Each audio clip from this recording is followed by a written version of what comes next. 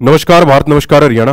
भाई लगातार जो सेशन आपने 15 मिनट शो में मिलने लग रहे हैं, उसके बाद एक और नया सेशन जिसमें हम पढ़ाएंगे। इब तक हमने क्या पढ़ा था? मगध साम्राज्य, उसके बाद अपन हर्यक वंश, और मगध साम्राज्य हम पढ़े थे ना, हर्यक वंश, शिशुनाग वंश, नंद वंश, मौर्य वंश, और उसके बाद इब जो तैयारी चल गई शुंग वंश की, कणव वंश, सातवाहन वंश, चेदी वंश, हिंद यूनानी, शक, पहलव और कुषाण राजवंश, सारे के सारे राजवंशों को मैं, इन सारे के सारे राजवंश जो आपने दिख रहे हैं इसमें, ये सारे के सारे मैं एक ही वीडियो में लेकर आया हूं, एक बार में खत्म, 15 20 25 मिनट में खत्म मामला।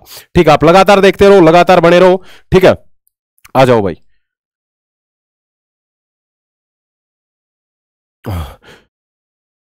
ये आपने दिख रहे होंगे शुंग वंश के जो संस्थापक है पुष्यमित्र शुंग की एक प्रतिमा है। ठीक है ना, शुंग वंश के संस्थापक कौन है? पुष्यमित्र शुंग है। और पुष्यमित्र शुंग जो थे, उन्होंने बृहद्रथ यानी कि मौर्य वंश का जो आखिरी शासक था बृहद्रथ, उसकी मार के हत्या कर दी थी, और उसके बाद शुंग वंश की स्थापना करी थी। और शुंग वंश जो था ना, पहला ब्राह्मण वंश था। पहला ब्राह्मण वंश अगर कोई था तो कौन सा था? शुंग वंश जो था वो पहला क्या था? ब्राह्मण वंश था। ठीक है, इसकी स्थापना कब करी गई थी? पुष्यमित्र शुंग के द्वारा शुंग वंश की 185 बीसी में। कब करी गई थी मेरे भाई? 185 बीसी में था इसकी स्थापना करी गई थी। और पुष्यमित्र शुंग जो थे, उन्होंने अपनी राजधानी किसको बनाया था? विदिशा को बनाया था। किसको बनाया था? विदिशा को बनाया था। मैंने था तो कुछ चीजें बताई थी, किस किसने अपनी राजधानी कौन कौन सी बनाई थी। पाटलिपुत्र, पाटलिपुत्र के बारे में अशोक ने अपनी राजधानी कौन सी बनाई थी? पाटलिपुत्र बनाई थी। अगर मैं बताऊं, उदयन ने क्या बसाया था? पाटलिपुत्र बसाया था। गिरिब्रज या राजगृह अपनी राजधानी किसने बनाई थी? गिरिब्रज या राजगृह जो थी वो बिंबिसार ने अपनी राजधानी बनाई थी। याद है चीजें? वैशाली, वैशाली अपनी राजधानी किसने बनाई थी? शिशुनाग ने बनाई थी। याद है? नाग, नाग के फेंकेगा विष फेंकेगा, शिशुनाग।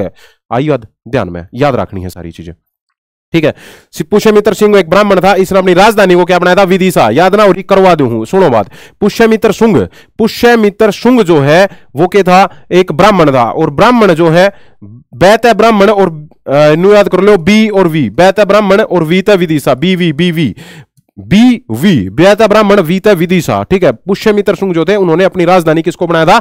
विदिशा को बनाया था। और पुष्यमित्र शुंग के दरबार में एक कंपनी का आजकल नाम है बहुत बड़ा, पतंजलि। देखा होगा ना बाबा रामदेव वाली? तो उस पतंजलि जो नाम है, पतंजलि ने किताब भी लिखी थी, मैं बता दूंगा था, महाभाष्य। पतंजलि ने किताब लिखी थी, कौन सी लिखी थी? महाभाष्य। जितनी भी एडिशनल इंफॉर्मेशन मैं बता रहा हूं आप नोट डाउन करते जाओ। पतंजलि पुष्यमित्र शुंग के दरबार में ही उपस्थित रहते थे। पुष्यमित्र शुंग ने हिंद यूनानी शासक मिनांडर को हराया था भाई। हिंद यूनानी शासक था मिनांडर, उसको पुष्यमित्र शुंग ने ही हराया था। और आगे मैं बताऊंगा, मिनांडर, हिंद यूनानी शासक मिनांडर और बौद्ध भिक्षुक है एक नागसेन, उनके बीच में एक वार्तालाप हुई। वो कौन सी किताब में लिखी गई? मिलिंद पनो। मैं आगे चल के बता रहा हूं आपसे। पुष्यमित्र शुंग के बाद, जब पुष्यमित्र शुंग की मृत्यु होगी, उसके बाद इसके पुत्र का क्या नाम था? अग्निमित्र जो है वो यहां पे गद्दी पे बैठे। और आखिर में मैं बताऊंगा पुष्यमित्र शुंग जो है, उसके जो शुंग वंश की स्थापना करी थी जिन्होंने, इस शुंग वंश का जो अंतिम शासक था वो कौन सा था? देवभूति था। शुंग वंश का अंतिम शासक कौन था? देवभूति था। शुंग वंश के बाद कौन सा होगा? कणव वंश होगा। ठीक है ना? आ जाओ, ये देख लो आपके लिए स्पेशल आए हैं राजा जी, बाहर निकल गए। ठीक है, कालिदास ने किताब लिखी थी मालविकाग्नि मित्रम। कौन सी किताब? ये सब आए हुए हैं, आरआरबी एनटीपीसी में प्रश्न पूछ रखा है। मालविकाग्नि मित्रम, मालविकाग्नि मित्र नाम की किताब लिखी गई थी, किसके द्वारा? कालिदास के द्वारा। जिसमें कालिदास ने मालविका की एक राजकुमारी जो है मालविका, और अग्निमित्र जो कि पुष्यमित्र शुंग का बेटा था, जो गद्दी में उसके बाद बैठा था। और आखिरी शासक कौन सा बताया हमने? शुंग वंश का जो आखिरी शासक था वो कौन सा बताया हमने? देवभूति। ठीक है ना? तो जो मालविका अग्निमित्र है, इसमें किस किस की कहानी है जो कालिदास ने रचित करी है? ठीक है, वह एक राजकुमारी है मालविका, और अग्निमित्र, उन दोनों के बीच की कहानी है। और कालिदास जो है ना, एक किताब और भी लिखी थी कालिदास ने, रघुवंशम। अगर कुछ भी समझ में नहीं आ रहा हो कि कोई किताब किसने लिखी है, और अगर पीछे मैं है, पीछे मैं लिख रखा है, मैं, ठीक है ना, तो तुक्का ही मारना हो, अगर तुक्का ही मारना है, ठीक है ना, और संस्कृत का सा नाम दिख रहा है तुमने, तो वह किताब किसने लिख रखी होगी? कालिदास ने लिख रखी होगी। कालिदास पे तुक्का मार दियो, हालांकि याद करो, लेकिन अगर फिर भी तुक्का मारना है तो बताऊं। ठीक है ना? रघुवंशम, मालविकाग्निमित्रम, इस तरीके का बहुत सारी किताबें हैं जिन पे मैं नाम पीछे मिलेगा। ठीक है, तो मालविकाग्निमित्र समझ में आ गई होगी। इससे पहले मैंने एक और किताब बताई थी धरते, पिछली ही क्लास में बताई थी, थमने बतानी है कमेंट सेक्शन में कि वह कौन सी किताब बताई थी और उसमें किसके बारे में जिक्र कराया गया है। कणव वंश आ जाए, उसके बाद शुंग वंश के बाद कौन सा वंश आ जाए? कणव वंश आ जाए। शुंग वंश का जो कणव वंश का जो संस्थापक था वो कौन था? वासुदेव था, जिसने शुंग वंश के अंतिम शासक देवभूति की हत्या करके कणव वंश की स्थापना करी थी। यो दिख रहा होगा तुमने, यो दिख रहा होगा तुमने, यो कौन है? यो है वासुदेव। वासुदेव जो कि कण्व वंश का संस्थापक था, इसने शुंग वंश के अंतिम शासक देवभूति की हत्या करके स्थापना करी थी। कण्व वंश का अंतिम शासक कौन था? सुशर्मा था। प्रश्न सीधे आओगे, बहुत कंसाइज प्रिसाइज वे में, बहुत लिमिटेड तरीके से मैं चीजें लेकर आया हूं। कण्व वंश का अंतिम शासक कौन था? सुशर्मा था मेरे भाई। कण्व वंश जो है उसका अंतिम शासक कौन सा था? सुशर्मा था।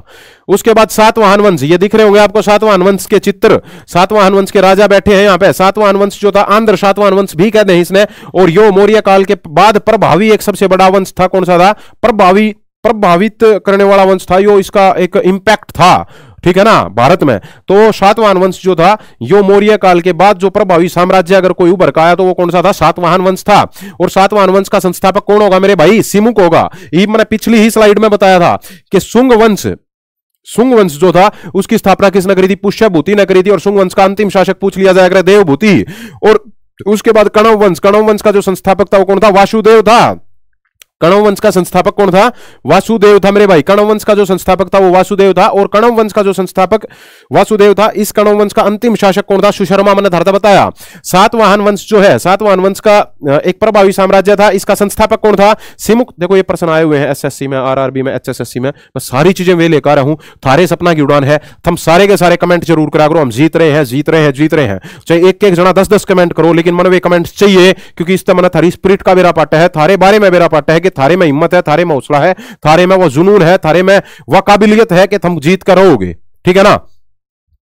उसके बाद ब्राह्मणों, सातवाहन वंश की राजधानी क्या थी? प्रतिष्ठान। न्यू याद कर लो भाई, सातवाहन है आदमी, सातवाहन याद करवा दूं। देखो आदमी एक गाड़ी में भी चाल सके। मंत्री संतरी देखे होंगे तुमने, जो कैबिनेट मिनिस्टर्स हैं, जो नेता मंत्री हैं, वे 7-7, 8-8 गाड़ी लेकर चले। क्यों? क्योंकि उनकी प्रतिष्ठा दाव पर है, वे दिखावे हैं। और यह प्रतिष्ठान की था महाराष्ट्र में। कहां है प्रतिष्ठान नाम की जगह? है महाराष्ट्र में। तो सातवाहन वंश की राजधानी कहां है? प्रतिष्ठान, जो कि महाराष्ट्र में थी। ब्राह्मणों को सबसे पहले भूमि दान देने की प्रथा किसने शुरू करी थी मेरे भाई? वो करी थी सातवाहन वंश के शासकों ने करी थी। और यो सबसे पहले कौन से अभिलेख में पता लगा? हमने नाना दायर अभिलेख में पता लगा है। सबसे पहले कौन से अभिलेख में पता लगा है? नाना दायर अभिलेख में। और सातवाहन वंश जो है उसका प्रमुख शासक कौन था? सातवाहन वंश का जो सबसे प्रमुख शासक था वो कौन था? गौतमी पुत्र सातकर्णी था। सातवाहन वंश का जो प्रमुख शासक था वो कौन सा था? गौतमी पुत्र सातकर्णी था। सातवाहन वंश एक मातृत्व प्रधान समाज था, मतलब अपने नाम से पहले अपनी माता का नाम जोड़ते थे। जैसे गौतमी पुत्र सातकर्णी, नाम तो इसका क्या था? सातकर्णी था। नाम तो क्या था? सातकर्णी। लेकिन इसने बताया नाम अपनी माता का आगे लगा के कि मैं किसका पुत्र हूं? गौतमी का पुत्र हूं। तो ये जो आंध्र सातवाहन वंश था, ये सारे का सारा क्या था मेरे भाई? मातृस्तात्मक तरीके का एक सिस्टम था इसमें।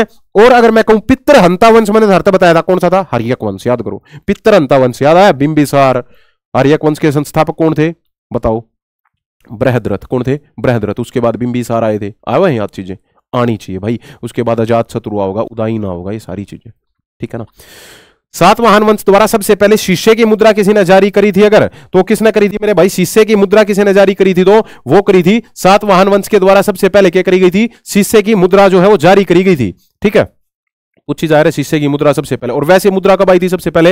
मैंने बताई थी तरह, जब बुद्ध काल आया उस समय पे सबसे पहले मुद्राएं आई थी। पंचमार्क सिक्के या आहत सिक्के उस समय पाए थे। मैंने पिछली वीडियोस में बताया था। मैं रिवर्स इंजीनियरिंग का प्रयोग कर रहा हूं सारी चीजें थरते समझाने खातिर। अब इसके बाद आ गया भाई, अब तक हमने कौन सा पढ़ लिया? शुंग वंश, उसके बाद कण्व वंश, और उसके बाद अब तक जो हमने पढ़ा है वो आंध्र सातवाहन वंश। अब आ गया इसके बाद चेदी वंश। चेदी वंश जो है इसको क्या कह रहे हैं? चेदी वंश को क्या कह रहे हैं? महामेघवाहन वंश, महामेघवाहन वंश। ये तुम देखोगे याद क्यों कर रहे हैं सर इसने? देखो मैं करवा दूं आपके। अरे चेदी तो याद कर लो। चांद, चांद बड़े बड़े मेघों के बीच में रहता है कि नहीं रहता? चांद जो है वो के बड़े बड़े मेघों के बीच में रहता है कि नहीं रहता? रहता है। तो इसी को चेदी वंश को ही हम क्या कहेंगे? महामेघवाहन वंश भी कहते हैं। चेदी वंश का जो साम्राज्य है वो कहां पे था? कलिंग क्षेत्र में। और कलिंग कहां था मेरे भाई? उड़ीसा में। कलिंग कहां था? कोई पूछ ले तो कलिंग प्रश्न आ जाएगा। कलिंग कहां था स्थित? तो कलिंग कहां था? उड़ीसा में स्थित था। कलिंग कहां स्थित था मेरे भाई? उड़ीसा में स्थित था, ठीक है। मौर्य साम्राज्य के द्वारा कलिंग क्षेत्र पर अधिकार कर लिया गया था, ठीक है ना। जो मौर्य साम्राज्य जो है कि अशोक थे उनके द्वारा क्या कर दिया था? कलिंग क्षेत्र पर। हमने पता है कलिंग का युद्ध तो बड़ा फेमस है, मैंने पीछे पढ़ा है 261 बीसी में, जब बेरी घोष की नीति छोड़ के धम घोष अपना लिया था। किसने? भगवान ना, किसने? अशोक ने। भगवान बोल गया, सॉरी मैं, ठीक है। किसने? अशोक ने, ठीक है ना। तो यह चीज हमने याद रखनी है। लेकिन अशोक की जब मृत्यु होगी तो उसके बाद मौर्य काल का पतन शुरू हो गया, जिसके कारण कलिंग उस समय एक स्वतंत्र राज्य बन गया, जिस पर चेदी साम्राज्य के नाम से उन्होंने शासन किया, जो शासक आए, ठीक है ना। चेदी साम्राज्य का शासक आ गया। शासन आ गया। कब? जब मौर्य काल के जो लोग थे, ठीक है ना, जो शासक थे वो कमजोर हो गए, उन्होंने अपना वर्चस्व खो दिया। उसके बाद अगर कोई गद्दी पे आ गए तो वे आगे चेदी वंश दोबारा आता कलिंग की गद्दी पे, ठीक है ना। चेदी वंश का जो सबसे प्रतापी राजा था वो कौन सा था? राजा खारवेल था। कौन था? राजा खारवेल था, ठीक है। चेदी वंश का सबसे प्रतापी शासक कौन सा था? राजा खारवेल था। एक प्रश्न बताना है तुमने मेरे, पिछली वीडियो में बताया था मैंने कि कलिंग से जिनसेन की मूर्ति कौन लाया था? कलिंग से जिनसेन की मूर्ति कौन लाया था? यो कमेंट सेक्शन में मैंने उत्तर चाहिए इसका। कलिंग से जिनसेन की मूर्ति कौन लाया था? पीछे पढ़ा रखी है सारी चीजें, आवेंगी ये पेपर में। ये प्रश्न कोनी, यो पेपर है, यो पेपर में छपता दिखाऊंगा तुमने, यहां से नोट कर लियो इस चीजा ने। चेदी वंश का जो सबसे प्रतापी शासक था वो खारवेल था। खारवेल किसका था? एक जैन धर्म का अनुयायी था। खारवेल तक जैन धर्म के मना था केवल 2 अनुयायी बताए हैं। कितने बनाए हैं? 2। कौन कौन बताए हैं? एक तो खारवेल, एक बताया है चंद्रगुप्त मौर्य। चंद्रगुप्त मौर्य जो कि 298 बीसी में श्रवण बेलगोला कर्नाटक में, श्रवण बेलगोला कर्नाटक में एक संलेखना नाम की विधि थे, एक उपासना के तरीके थे, अपने शरीर का त्याग कर दिया जाए। श्रवण बेलगोला कर्नाटक में ही के बताया था मैंने गोमतेश्वर की मूर्ति या फिर बाहुबली की मूर्ति, जहां पर महामस्तक अभिषेक भी हमेशा हो है, बताई थी।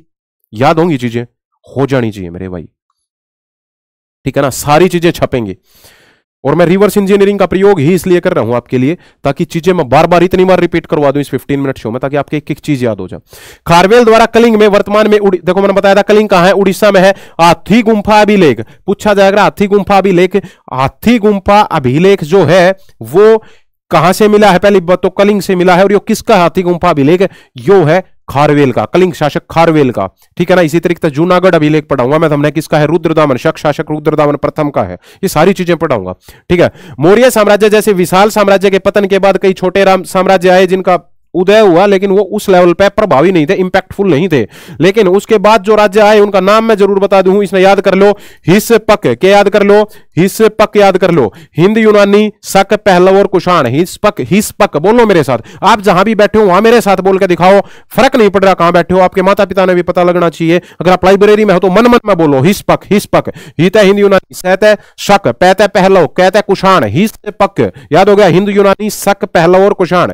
हिंद यूनानी, हित हिंद यूनानी, सहत शक, पैत पहलव और कहते कुषाण। हो गई बात, शाबाश। हिंद यूनानी जो थे उनकी राजधानी क्या थी? राजधानी थी शाकल। हिंदू यूनानी जो थे उनकी राजधानी शाकल, जो आधुनिक कौन सी? शालकोट।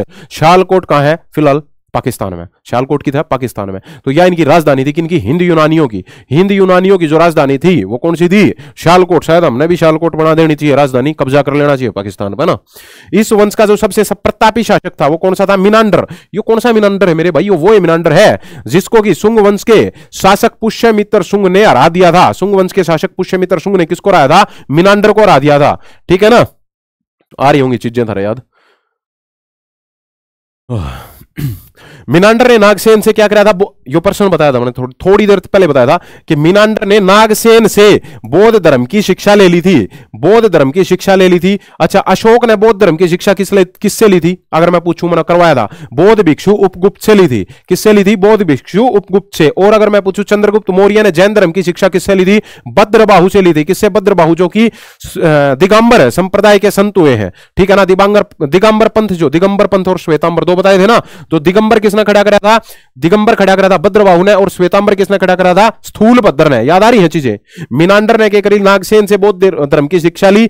और इन्होंने जो बात करी वो किसमें लिख रखा है? बौद्ध पुस्तक मिलिंद पन्नों में इनके बीच में संवाद जो हुआ था वो लिख रखा है।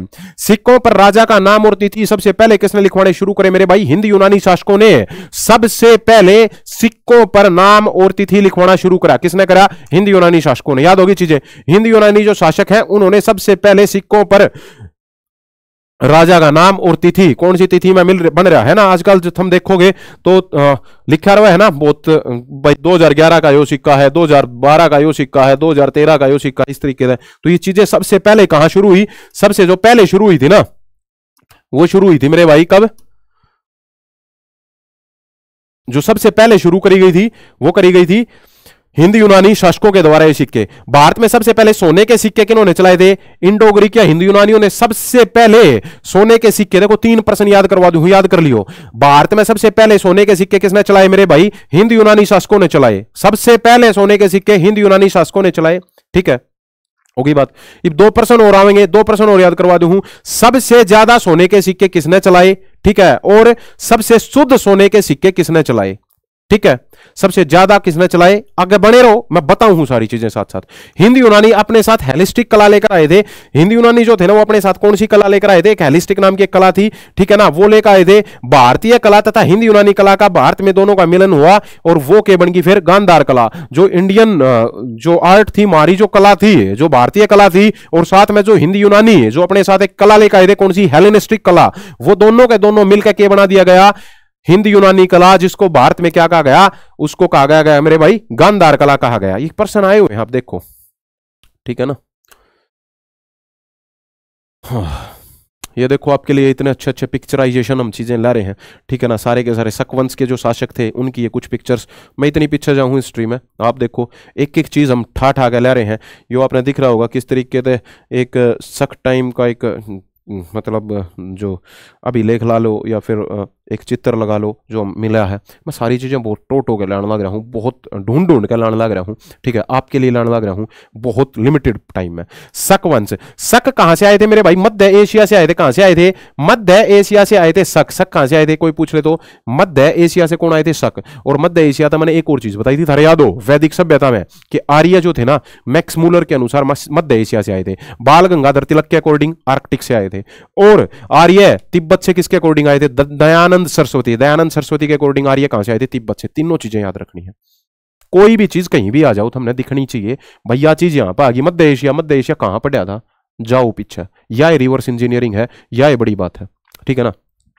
शकों की विजय के उपलक्ष्य में 57 ईस्वी पूर्व में एक संवत चलाया, कौन सा, विक्रम संवत। भाई शकों पे विजय प्राप्त कर ली थी किसने, विक्रमादित्य ने। राजा विक्रमादित्य जो कि उज्जैन के शासक थे, उन्होंने शकों पर विजय प्राप्त कर ली थी। तो इन्होंने 57 बीसी में एक नया संवत चलाया जिसको क्या कहा गया, विक्रम संवत चलाया गया। और मैं आपको आगे चलकर बताऊंगा कि शक संवत भी चलाया गया था कनिष्क के द्वारा, कब, 78 बीसी में। आगे चलकर मैं बताऊंगा गुप्त संवत भी चलाया गया था, कब, 320 बीसी में, ठीक है ना। सारी चीजें stay tuned on selection factory. शक वंश का जो सबसे लोकप्रिय और प्रतापी शासक कौन सा था, रुद्रदामन प्रथम। थोड़ी देर पहले बताया था, रुद्रदामन प्रथम जो था, इसका एक अभिलेख भी बताऊंगा मैं, था जूनागढ़ अभिलेख जो कि संस्कृत भाषा में लिखा हुआ है। यो रुद्रदामन प्रथम ने क्या करा था, रुद्रदामन प्रथम ने सुदर्शन झील, मैंने पिछली क्लास में बताई थी था, जो दुनिया की सबसे पहली मानव निर्मित झील थी, कौन सी थी, सुदर्शन झील थी। कहां है, गिरनार पर्वत पे, गुजरात में है। कहां है, गुजरात में गिरनार पर्वत पे सुदर्शन झील किसके द्वारा बनवाई गई थी, चंद्रगुप्त मौर्य के राज्यपाल है पुष्यगुप्त वैश्य। अगर पुष्यगुप्त वैश्य ना हो तो कोई दिक्कत नहीं, चंद्रगुप्त मौर्य के द्वारा कराई गई थी, ठीक है ना। फिर इसका पुनरुद्धार करवाया गया था किस किसके द्वारा, मौर्य शासक अशोक के द्वारा। और मेन जो पूछा जाएगा उस प्रश्न में यो पाया गया कि किसके द्वारा करवाया गया था, तो ऑप्शन में मेन पाया गया रुद्रदामन, शक शासक रुद्रदामन प्रथम के द्वारा। किसका जीर्णोद्धार करवाया गया था, किसका करवाया गया था मेरे भाई, किसका, सुदर्शन झील का। समझ में आ रही है चीजें। और रुद्रदामन प्रथम जो था इसी का क्या था मेरे भाई, इसी का जूनागढ़ अभिलेख भी था जो संस्कृत भाषा में लिख रखा था, ठीक है। लगातार देखते रहो, ये चीजें मैंने नोट करवा रखी हैं, आप देखते रहो।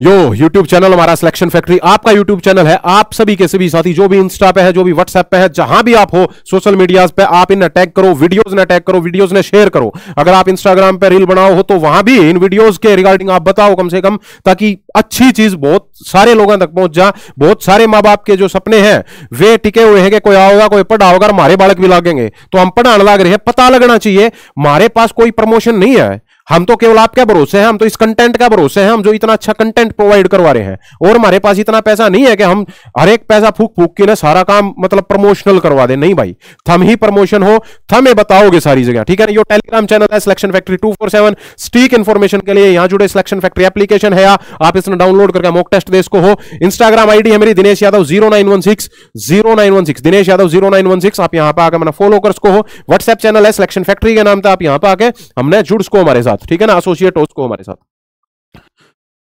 ये देख लो भाई, पहला वंश के दिख रहे होंगे ना, ये चित्र हम बड़ी मतलब बहुत ज्यादा मेहनत करने के बाद ये इस तरीके के चित्र और इस तरीके की पिक्चराइजेशन आपके लिए ला पा रहे हैं, ठीक है ना। पहला वंश इब तक मैंने कौन सा पढ़ा दिया, हिंद यूनानी वंश, उसके बाद शक वंश, उसके बाद इब आया पहला वंश। और हिंद यूनानी और शकों से पहले भी मैंने कौन से पढ़ाए थे, उससे पहले मैंने पढ़ाया था आंध्र सातवाहन वंश और चेदी वंश। याद आ रहा है कुछ कुछ, चेदी वंश जो कलिंग पर राज कर रहा था, खारवेल उसका सबसे प्रमुख शासक हुआ था, आ रहा है। चेदी वंश महामेघवान वंश भी कहा करते, चीजें याद रखो मेरे भाई, भूलना नहीं है।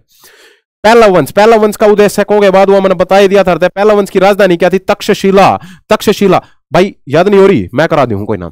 सबसे पहली अगर मैं कहूं कि पूरे भारतवर्ष की जो संपूर्ण भारत है, जिसने भारत में जब पाकिस्तान अफगानिस्तान सब कुछ था उस समय की बात कह रहा हूं, तो उस समय पे सबसे तगड़ी यूनिवर्सिटी है, जो सबसे पहली यूनिवर्सिटी थी वो कौन सी थी? विश्व की सबसे पहली यूनिवर्सिटी ही तक्षशिला थी। और भारत की दूसरी यूनिवर्सिटी जो आज के दिन अगर पूछ ले भारत की यूनिवर्सिटी जो सबसे प्राचीन यूनिवर्सिटी कौन सी है? नालंदा यूनिवर्सिटी, जहां पे माननीय मोदी साहब ने अब पीछे ही अनावरण करा था, उद्घाटन करा था उसका, और दोबारा तय संचालित करी गई है। और आगे हम पढ़ाएंगे किस तरीके से बख्तियार खिलजी के द्वारा नालंदा विश्वविद्यालय में आग लगाई जा है, वो मध्यकालीन भारत में पढ़ाएंगे। आप लगातार देखते रहो, लगातार बने रहो, सपने पूरे होंगे, निश्चित रूप से हम जीत रहे हैं। गोंदो फर्नीस पहला वंश का जो सबसे प्रतापी शासक था वो कौन सा था मेरे भाई? गोंदो फर्नीस। पहला वंश जो है उसका सबसे प्रतापी शासक पूछा जाएगा कौन? गोंदो फर्नीस, ठीक है ना। आ जाओ, ये देख लो भाई कुषाण वंश के जो चित्र है, साथ में जो भगवान बुद्ध के भी आपने कुछ चित्र दिख रहे होंगे जो कुषाण वंश से संबंधित है, ठीक है। आपके खातिर इतनी पिक्चराइज चीज ला रहे हैं हम, बहुत जबरदस्त। कुषाण वंश का जो समय था वो कब तक था? 150 BC तक लेकर 50 BC तक। कब तक था? 150 BC तक लेकर और 50 BC तक था मेरे भाई, ठीक है ना। कुषाण वंश कहां से आए थे? मध्य एशिया से आए थे। कुषाण वंश कहां से आया था मेरे भाई? मध्य एशिया से। अभी मध्य एशिया से मैंने दूसरा कौन सा बताया था? तरते शक बताए थे कि नहीं बताए थे? अरे शक भी तो मध्य एशिया से आए थे। मैंने आर्य बताए थे कि नहीं बताए थे? दूसरी तीसरी क्लास में जब वैदिक सभ्यता मैंने पढ़ाई थी कि आर्य कहां से आए थे? मध्य एशिया से। किसके अकॉर्डिंग? मैक्स मूलर के अकॉर्डिंग। लेकिन आर्य तिब्बत से आए थे, ये बात किसने कही? दयानंद सरस्वती ने कही। लेकिन आर्य जो थे एक और जगह पे भी आए थे, कहा था आर्कटिक थे, वो किसने कही? बाल गंगाधर तिलक ने। याद रखो सारी चीजें, मैं बार बार रिवाइज करवा रहा हूं चीजें, ठीक है ना। कुषाण वंश की राजधानी पुरुषपुर या पेशावर थी। इसके पुत्र कौन थे? कुषाण वंश की जो स्थापना करी थी किसने करी थी? कुजुल कडफिसस ने करी थी, कुजुल कडफिसस ने। और कुषाण वंश की जो राजधानी थी पुरुषपुर या पेशावर थी। बाद में जब कनिष्क शासक बनेगा, जो प्रसिद्ध शासक रहा है, जब यो कनिष्क बनेगा तो कनिष्क के समय क्या हो जाएगा? पहली राजधानी तो कौन सी हो जाएगी? या पुरुषपुर या पेशावर ही हो जाएगी। और दूसरी राजधानी कौन सी हो जाएगी मेरे भाई? मथुरा हो जाएगी। कौन सी हो जाएगी? मथुरा हो जाएगी, समझ रहे हो ना। तो और विम कडफिसस जो था किसका पुत्र था? विम कडफिसस जो था कुजल कडफिसस का पुत्र कौन था? विम कडफिसस था, जो कि शैव धर्म को मानता था। किसको मानता था? शैव धर्म को मानता था मेरे भाई, ठीक है। देखते रहो लगातार। ये देख लो कनिष्क की एक सिर कटी हुई एक मूर्ति जो कनिष्क के संबंधित मिली है, या भी थारे से मैंने ले रखी, सारी चीजें ले रखी, देखते रहो आप लगातार। कनिष्क का शासनकाल 78 BC से 100, जो लिखना नहीं चाहिए था 100 BC से 78 BC, है ना। ये गलती तो टाइप हो गया, मिसप्रिंट है, कोई नहीं, आप न्यू लिखा करो, क्योंकि BC की बात चल रही है ना कि AD की, AD चल रहा होता तो न्यू लिखते। और BC का मतलब मन था पहले भी बताया है, बिफोर क्राइस्ट। और AD का मतलब क्या बता रखा है? एनो डोमिनी, ठीक है, याद रखियो। कनिष्क की पहली राजधानी मैंने बताया पुरुषपुर थी, और दूसरी राजधानी कौन सी थी? मथुरा थी, मैंने बता दिया बात आपसे। कनिष्क को देवपुत्र भी कहा गया। कनिष्क को क्या कहा गया मेरे भाई? देवपुत्र भी कहा गया। और कनिष्क के दरबार में कौन रहा करता? चरक रहा करता। कौन रहा करता? चरक रहा करता कनिष्क के दरबार में। अच्छा, चरक क्या था? राजवेद था, आयुर्वेद का ज्ञान था। तो मैंने एक राजवेद और याद करवाया था, कौन सा करवाया था? जीवक, याद है? जीवक, बिंबिसार। बिंबिसार के समय में कौन राजवेद रहा करता? जीवक। जीवक किसके समय में रहा करता? बिंबिसार के समय में। आ गया होगा याद? आ जाना चाहिए भाई, याद करवाया था, ठीक है। उसके बाद भारत में आयुर्वेद का जनक चरक को कहा जाता है, जो कनिष्क के दरबार में रहता था। कनिष्क के दरबार में और भी रहा करते, कौन रहा करते? अश्वघोष, चरक, नागार्जुन, जिसमें भारत का आइंस्टीन कहां गया, आगे चल गया, वसुमित्र। कौन? वसुमित्र। और कौन होगा? सुश्रुत।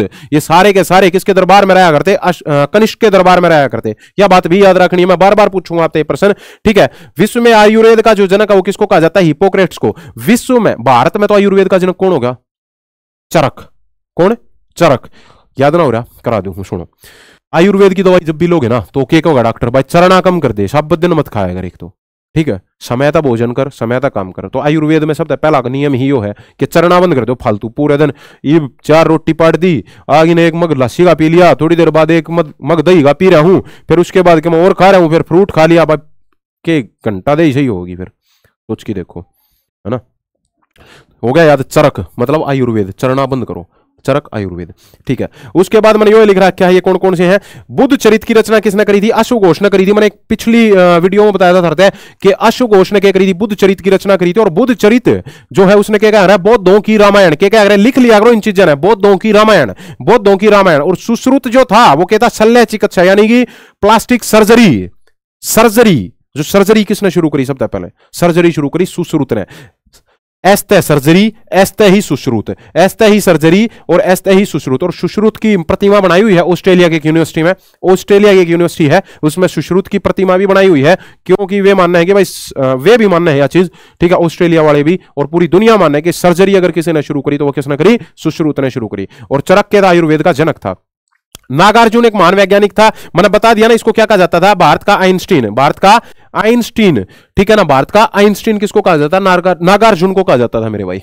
आ जाओ, शाबाश, बहुत अच्छे, बहुत जबरदस्त। गांधार जो कला थी, गांधार कला जो किसका कौन लाए थे? हिंद यूनानी जो हेलेनिस्टिक कला लाए थे, हिंद यूनानी जो इंडो ग्रीक जिसने इंग्लिश में कहते हैं, और भारत की कला मिलकर क्या बन गई थी? गांधार कला बन गई थी। ठीक है, या गांधार कला जो थी ना, इसकी विषय वस्तु तो भारतीय, मतलब इसमें जो चित्र बनाए जा रहे थे वो तो किस बेस पर बनाए जा रहे थे? भारतीय चित्र थे, लेकिन यह कला शैली यूनानी और रोमन थी, इसलिए गांधार कला को ग्रीको रोमन या हिंद यूनानी कला भी कहा जाता है। मैंने बता ही दिया बात। इस कला में पहली बार बुद्ध की मूर्तियां बनाई गई थी। गांधार कला में, गांधार कला जो है उसमें सबसे पहले किसकी मूर्तियां बनाई गई मेरे भाई? गांधार कला में सबसे पहले मूर्तियां बनाई गई बुद्ध की। कनिष्क के शासनकाल में मूर्ति बनाने की दो शैलियां प्रसिद्ध थी। मैंने बता दिया कनिष्क के शासनकाल में दो शैलियां, एक मैंने गांधार कला पढ़ा दी, दूसरी मथुरा कला शैली, जो गांधार शैली के समान ही कुषाण कालीन में प्रचलित हुई थी। और इस शैली का विशाल के अंदर क्या था? मथुरा था, इसलिए ही इसको क्या कह दिया गया? मथुरा कला शैली, मथुरा कला शैली। स्पीड थोड़ी सी तेज लग रही होगी है ना? थारे माँ बाप जो धूप में काम करने लग रहे हैं, सोच कर देखियो कि उनके सपने पूरे करने के लिए ये चीजें याद नहीं करनी चाहिए। उस तक फालतू स्पीड थोड़ी है यार। सोच के देखियो, बहुत मेहनत कर रहे हैं, ऑनेस्टली बहुत कड़ी मेहनत कर रहे हैं, और थारे भी अस्तित्व की लड़ाई है। ब्याह भी नहीं होने हैं, रिश्ते भी नहीं होने हैं, कुछ नहीं होना है, तब अच्छे तो पता है, ठीक है ना? पूरी मेहनत कर दो। कनिष्क ने एक शक संवत चलाया था। कब चलाया था मेरे भाई? 78 ईस्वी में एक चलाया था शक संवत, ठीक है ना? और 57 बीसी में भाई 78 ईस्वी में ये शक संवत था, मतलब ये AD है, याद रखियो यह बात। और यहां पे लिख रहा हूं मैं 57 BC। 57 BC में क्या चलाया था हमने? विक्रम संवत चलाया था। शक को विक्रम संवत चलाया था, ठीक है ना? किसके लिए? शकों को हराने के उपलक्ष्य में उज्जैन के राजा विक्रमादित्य ने चलाया था, ठीक है। और यो जो शक संवत जो चलाया कनिष्क के शासनकाल में, यो ही आज हमारा के राष्ट्रीय पंचांग है। और ये राष्ट्रीय पंचांग कब माना गया? 22 मार्च 1957 को भारत सरकार ने इसको राष्ट्रीय पंचांग के रूप में अपना लिया गया था, और 1 अप्रैल 1957 से शुरू कर दिया। पूछोगे गुरुजी 1 अप्रैल 1957 से ही क्यों? भाई फाइनेंशियल ईयर, वित्तीय वर्ष 1 अप्रैल से ही शुरू हुए हैं। स्कूल भी सारे के सारी चीजें 1 अप्रैल तक शुरू हुए, इसलिए 1 अप्रैल तक ये कैलेंडर लागू कर दिया गया था। कौन सा शुरू करा? शक संवत चलाया, शक संवत। अच्छा, एक बात और याद कर लो, 2-3 चीज भाई लिख लियो इस चीज ने। राष्ट्रीय गान और राष्ट्रीय गीत कब अपनाए गए थे हमारे द्वारा? 24 जनवरी को अपना लिए गए थे, ठीक है। 24 जनवरी 1950 को, ठीक है ना? 24 जनवरी 1950 को ये अपना लिए गए थे। 22 मार्च 1957 को क्या अपना लिया गया था? पंचांग अपना लिया गया था। और 22 जुलाई 1947 को जो हमारा तिरंगा झंडा है, जो प्यारा तिरंगा है, जिसके लिए वो इसलिए नहीं फहर रहा कि बस हवा चल रही है, वो इसलिए फहर रहा है कि बहुत सारी मां के बेटा ने, बहन के भाइयों ने बॉर्डर पर कुर्बानी दे रखी है, इसलिए वो फैर रहा है। तो वो कब अपनाया गया था? वो अपनाया गया था 22 जुलाई 1947 को। 4% याद और करा दिए ना, लगातार जुड़े रहो आप, ठीक है। राष्ट्रीय कैलेंडर जो है उसमें पूछ लिया गया, पहला जो महीना है वो कौन सा है? चैत। और आखिरी कौन सा है? फागण का। फागण मतलब जिसमें आप फाग खेल लग रहा है, मतलब होली खेल लग रहे हैं, वो महीना आखिरी है। और पहला महीना कौन सा है? चैत है। चैत के बाद साठ, बैशाख, बहुत सारे आएंगे महीने तो, है ना, लेकिन पहला महीना कौन सा हो? चैत। और आखिरी कौन सा हो? फाल्गुन है। आ जाओ भाई, थोड़ी सी बड़ी है या। शक संवत के अलावा 3 पंचांग और भी हैं। विक्रम संवत कब चला था? 57 BC में। गुप्त संवत कब चला था? 320 BC में चला था मेरे भाई। और हिजरी संवत कब चला था? 622 ईस्वी में। यो हिजरी संवत कब चला था मैं थरता बता दूं। हिजरी संवत जब चला था जब जो मोहम्मद, इस्लाम के प्रवर्तक कौन थे? हजरत मोहम्मद साहब जो थे, वो मक्का को छोड़कर मदीना की ओर अग्रसर हुए, तो उसी समय पे इस घटना को तो क्या कहा गया? हिजारत कहा गया या हिजरत कहा गया। और उसी समय पे क्या चला दिया गया? हिजरी संवत। लॉन्च कर दिया गया, उसी दिन तक हिजरी संवत की नींव धर दी गई। इस्लाम धर्म का संस्थापक कौन था? हजरत मोहम्मद साहब था। इनका जन्म 570 ईस्वी में मक्का में हुआ था, ठीक है। और जब ये मक्का से मदीना गए तो उस घटना को क्या कहा गया? हिजरत कहा गया। और उसी के आधार पर 622 ईस्वी में हिजरी संवत शुरू कर दिया गया मेरे भाई। इनके पिता का नाम क्या था? अब्दुल्ला था। और इनकी माता का नाम क्या था? अमीना था। और इनको जिब्राइल नाम का एक कहे हैं कि एक जिब्राइल नाम का एक दूत आया। जब ये एक गुफा है, उस गुफा में जब ये कर रहे थे तपस्या, ठीक है, तो एक जिब्राइल नाम का एक दूत आया, उनका वो कुरान लेकर आया और उसने इनको ज्ञान दिया कि यो अल्लाह ने मेरे को ज्ञान दिया है, ठीक है ना। तो ये सारी की सारी चीजें हुई और यो इनको ज्ञान की प्राप्ति फिर कब होगी? 610 ईस्वी में, ठीक है ना। कौन सी गुफा थी पूछ लिया, और कई बार हीरा नामक गुफा, कौन सी गुफा थी यहाँ पे लिख नहीं रखा, लेकिन आपने फिर भी याद रखना है, हीरा नामक गुफा में जिब्राइल नाम के एक दूत ने इनको एक जानकारी दी, ठीक है। उसके बाद इनकी मृत्यु होगी 632 ईस्वी पूर्व में, ठीक है। अच्छा, ये तुम देख रहे होगे कि शक संवत, विक्रम संवत और गुप्त संवत, ये तीनों के तीनों जो है ना सूर्य की गति पर बनाए गए हैं, ये सोलर पंचांग हैं। लेकिन हिजरी संवत जो है वो किस पर बनाया गया है? चंद्रमा की गति पे, ठीक है। याद कैसे रखोगे? याद रखो, हिजरी संवत है किसका? इस्लाम का। और इस्लाम के झंडे पे क्या बना रहा है? चांद बना रहा है। तो ये चांद ने ज्यादा फॉलो करें, चंद्र की गति ने ज्यादा फॉलो करें, हम सूर्य की गति ने ज्यादा फॉलो करें। We are the Hindus and we are following the solar panchang right now, ठीक है। ये जो शक संवत है, जो हमारा राष्ट्रीय संवत है, विक्रम संवत है, गुप्त संवत है, ये तीनों के तीनों किस पे? सूर्य की गति पर आधारित है मेरे भाई, ठीक है। इसमें इतने सारे मैंने चीजें देखो, ये मोहर दिख रही होंगी तुमने सारी की सारी, किस किस तरीके का मोहर थी उस समय पे, ये सारे का सारा तारा समझ में आ रहा होगा। भारत में प्रथम सोने के सिक्के इंडो ग्रीक यूनानियों के द्वारा चलाए गए, लेकिन भारत शैली में सबसे शुद्ध, मैंने बता दिया, ये थोड़ी देर पहले प्रश्न आया था, ठीक है। सबसे पहले सोने के सिक्के किसने चलाए भाई? हिंद यूनानियों ने चलाए। सबसे शुद्ध सोने के सिक्के किसने चलाए? कनिष्क ने चलाए। और सबसे ज्यादा सोने के सिक्के किसने चलाए मेरे भाई? गुप्तों ने चलाए। मैंने थोड़ी देर पहले बताई थी तरह। रेशम का व्यापार जो था, रेशम का व्यापार कहां तक करता? कनिष्क के शासनकाल में करता। नाथुल्ला दर्रा, नाथुल्ला दर्रा कौन सा था? जो 1962 में भारत चीन युद्ध के दौरान बंद कर दिया गया था। दोबारा कब खोला था? याद रखना है, 2006 में खोला गया। 1962 में बंद कर दिया गया था भारत चीन युद्ध के दौरान। यो नाथुल्ला दर्रा कहां पे है? सिक्किम में है। नाथुल्ला दर्रा प्रश्न भी पूछा जाएगा, सिक्किम में है, ठीक है। इसी तरीके से दीफू दर्रा कहां है? ठीक है ना। बोमडीला दर्रा अरुणाचल प्रदेश में है। दीफू दर्रा असम में है। मैं सारे दर्रे भी कराऊंगा जब बात होगी ज्योग्राफी की, ठीक है, घबराने की जरूरत नहीं है। कनिष्क ने चतुर्थ बौद्ध संगति का सम्मेलन करवाया था। मैंने बताया था अजात शत्रु, काला अशोक, अशोक और कनिष्क। चौथे में कौन सा आया? कनिष्क। और मैंने कोई बताया था 483, 383, 251 और 100 एडी, और सारे पीछे बीसी बताया था। उसके बाद राजगृह वैशाली, पाटलिपुत्र और कुंडलवन कश्मीर, ये चारों जगह जहां पर ये हुई थी। और इनके अध्यक्ष कौन? महाकश्यप, शुभकामी, मोगली पुत्र और वसुमित्र। इतनी बार रटवा दूंगा चीजें ने, टेंशन मत लो, पेपर छपवाऊंगा यहां पे। कनिष्क की मृत्यु 102 ईस्वी में हुई। और कुषाण वंश के भी अंतिम शासक कौन थे? वासुदेव थे। कुषाण वंश का जो अंतिम शासक था वो कौन था मेरे भाई? वासुदेव था। आगे बात याद में, शाबाश।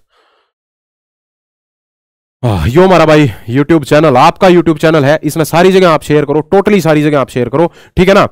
आप वीडियोज ने स्टेटस पे लगाओ, आप वीडियोज ने लाइब्रेरी के ग्रुप में डालो, ताकि और बच्चा ने भी लाभ मिल सके। वीडियोज ने आप सारी जगह फैलाओ, ठीक है। यो टेलीग्राम चैनल सिलेक्शन फैक्ट्री 247 के नाम से सिलेक्शन फैक्ट्री की एप्लीकेशन, या मेरी इंस्टाग्राम आईडी है दिनेश यादव 0916। यो हमारा व्हाट्सएप चैनल है सिलेक्शन फैक्ट्री के नाम से। आप यहाँ पे जुड़कर सटीक इन्फॉर्मेशन प्राप्त कर सको हो। आप लगातार जुड़े रहे सिलेक्शन फैक्ट्री के साथ। आप जीतने के लिए पैदा हुए हो, हम जीत रहे हैं, आप जीत रहे हैं। यो कमेंट सेक्शन में भर दिया करो, ठीक है ना। जय हिंद, जय भारत, वंदे मातरम।